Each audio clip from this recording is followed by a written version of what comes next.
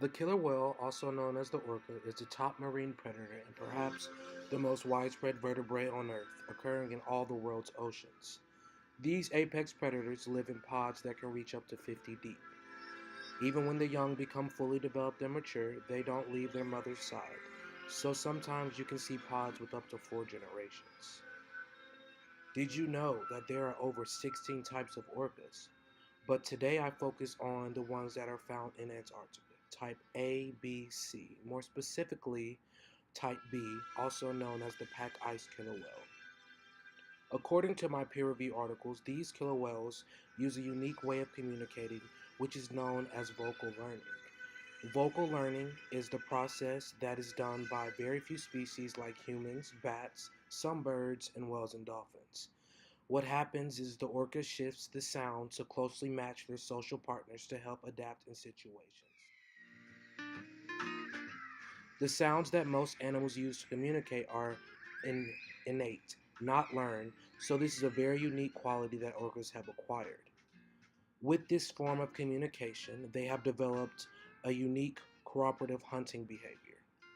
My article reported that after a group of whales located a seal on an ice floe, the whales swam approximately 100 meters away from it, then turned and swam rapidly toward the floe in echelon formation.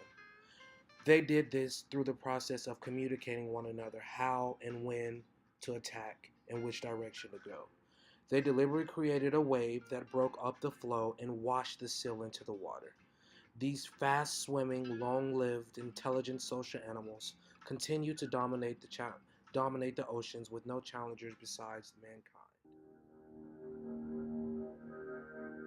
Orcas have an evolved, complex culture, a suite of behaviors animals learn from one another. They basically have created their own language. They can live 60 years and more, and they still stay in tight-knit groups led by older females that model specific behaviors to younger animals.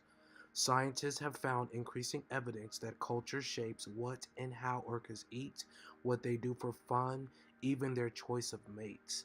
Only humans are known to have evolved based on culture, so this realization about orcas is a big deal for science.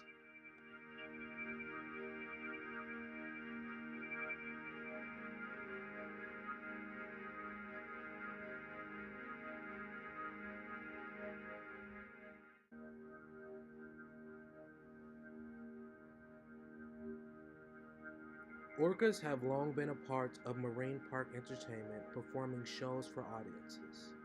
However, it's become increasingly clear that orcas do not thrive in captivity. They have evolved to swim up to 40 miles a day, foraging for food and exercising. They dive 100 to 500 feet several times a day, every day. Whether they're born in the wild or in captivity, all orcas born have the same innate drive to swim far and dive deep. Artificial enclosures and captivity cannot offer that kind of range to orcas, contributing to boredom and stress. Orcas have been seen to develop stereotypes, also known as zoochosis, which is repetitive patterns of activity that have no obvious function, which range from self-mutilation to rocking and swaying. Usually related to stress and inappropriate habitats, stereotypic behavior has been documented in orcas in scientific research since the late 1980s. In 2013, the documentary film Blackfish laid bare the psychological toll of captivity through the story of a wild-caught orca named Tilikum, who had killed 2 trainers at SeaWorld Orlando. This film included testimony from former SeaWorld trainers and certain specialists who argued that Tilikum's stress directly led to his aggression towards humans.